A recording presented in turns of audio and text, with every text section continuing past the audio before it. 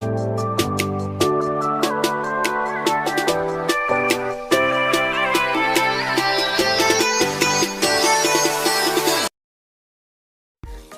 আলাইকুম, আপনারা কেমন আছেন? আশা করি সবাই ভালো আছেন। তো আজকে আমি আপনাদের দেখাবো ফুলকপির ডাঁটা ভাজি ও কই মাছ ভুনা। আজকের এই পুরো ভিডিওতে আমি আমার গ্রামের ভাষায় কথা বলবো। চলুন শুরু করি। প্রথমে আমি এই ডালাত ফুলকপির ডাঁটা আর আলু ভাপ দিয়ে পানি ফেলে লিছি। তারপর মুই এটি লিছু পেঁয়াজ আর কাঁচামরিচ মুড়ি পরিমাণ মতো। আপনারা আপনাদের পরিমাণ মতো লিবিন। এখন মুই চুলাত কড়াই বসে দিয়ে তেল ঢালে দিছু। তেলটা গরম হওয়ার জন্য আনা দেরি করবো। তেল গরম হয়ে গেছে, এখন মুই পেঁয়াজ আর কাঁচামরিচ দিয়ে দিব। দিয়ে ভালো করে লাড়াচাড়া করে বাদামি কালার আসা পর্যন্ত আমরা ভাজতেই থাকবো।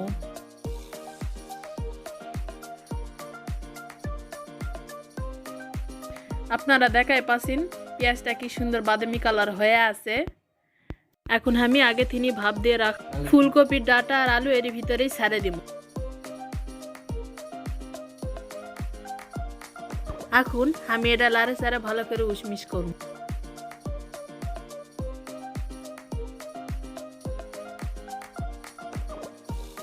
এখন আমি এটি লবণ আর হলুদ দিয়ে দিমু। আমি আমার পরিমাণ মতো দাসি, তোমরা তোমাদের পরিমাণ মতো দিও। দিয়ে সুন্দর করে লাড়াচাড়া করবো। লাড়াচাড়া করে আবার আনা উশমিশ করে নিব।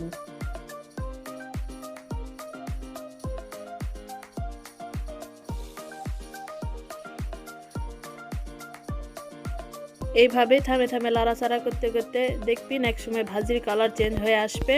তখন মনে করবেন তোমাদের ভাজি একদম রেডি। তারপরে আনা চুলার দিন আর আনা কালার আসার জন্য। তোমরা দেখাই পাচ্ছেন ভাজি একদম খাওয়ার জন্য রেডি হয়ে গেছে। আমি এখন এলা তুলে নিব।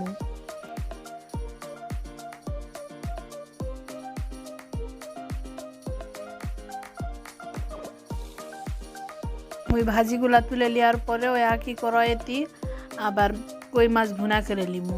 এই জন্য কিছুটা তেল দিয়ে নিনু। তেলটা এখন গরম হওয়া পর্যন্ত আনা দেরি করবো। গরম হলে পরে তেলের ভিতরে ওই পেঁয়াজগুলা ছাড়ে দিমু। তো তোমরা দেখাই পারছিন তেলটা গরম হয়ে গেছে। তুমি এখন পেঁয়াজ আর কাঁচামরিচ ছাড়ে দিমু। দিয়ে কিছুক্ষণ লাড়ে চাড়ে বাদামি কালার হওয়ার জন্য দেরি করবো।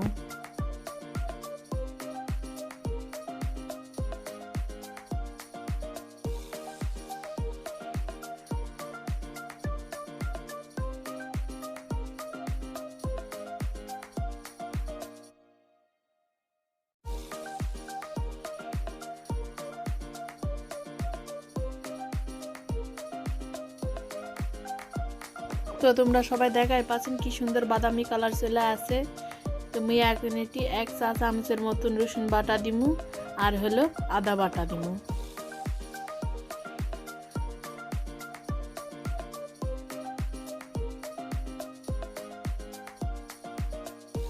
তারপরে কিছুক্ষণ লাড়ে চাড়ে পানি দিয়ে দিব পরিমাণ মতন। দেখায় পারছেন আমি পরিমাণ মতন পানি দিয়ে দিছু। এখন আমি এটি দিমু হলুদ আর গুঁড়া মরিচ।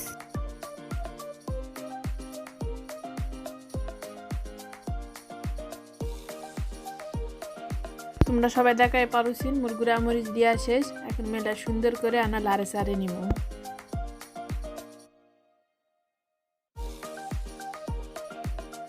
লাড়াচাড়া করা শেষ হলে তারপরে দেখবেন খুব সুন্দর একটা কালার চলে আসবে। এ পর্যায়ে আমি এটি দিব লবণ মোর পরিমাণ মতন।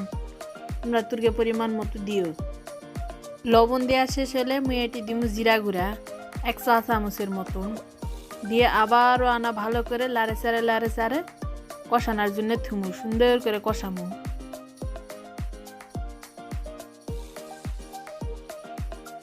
তোমরা দেখাই পারছিন খুবই সুন্দর একটা কালার আছে। আমি আন্না কষামু লাড়ে চাড়ে আন্না কষা আর না কালার নিয়ে আসমু।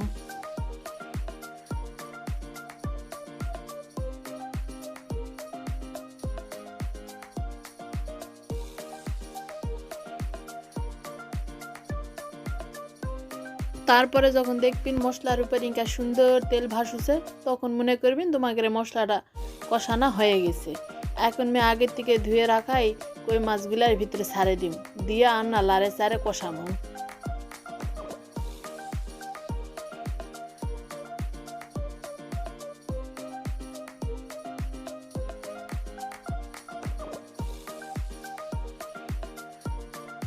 ইনকারা সুন্দর করে লাড়াচাড়া হয়ে গেলে হালকার উপর ঝাপসা 1 মিনিটের জন্য ঢাকনাটা দিয়ে থুমু, যাতে আর না ভালো করে কষে। তাই তো তোমরা সবাই দেখাই পারছেন মোর মাছ কষানো একদম রেডি। এখন মেয়েটি হালকা করে খুন্তি দিয়ে লাড়াচাড়ে দিমু, যাতে মাছটা না ভাঙে যায়। একদমই হালকা করে লাড়ে দিয়ে তারপর মেয়েটি পরিমাণ মতো পানি দিব।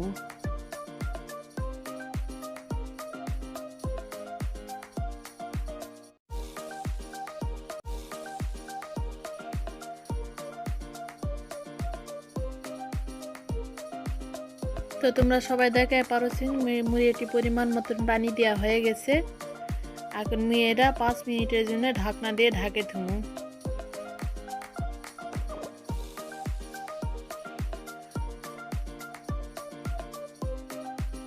এরই মধ্যে ঢাকনাটা তুলে মাছ লাড়াচাড়ে দিয়ে দেখবেন মাছের কি অবস্থা।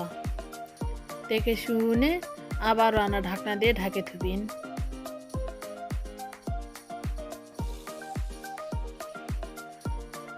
তোমরা সবাই দেখাই পারছেন কই মাছ রান্না একদম রেডি। ভিডিওটা ভালো লাগলে লাইক দিবেন, বন্ধুদের কাছে বেশি বেশি করে শেয়ার করবেন, সাবস্ক্রাইব করবেন এবং কমেন্টে জানাবেন কীরকম লাগলো। আজকের মতো আল্লাহ হাফেজ।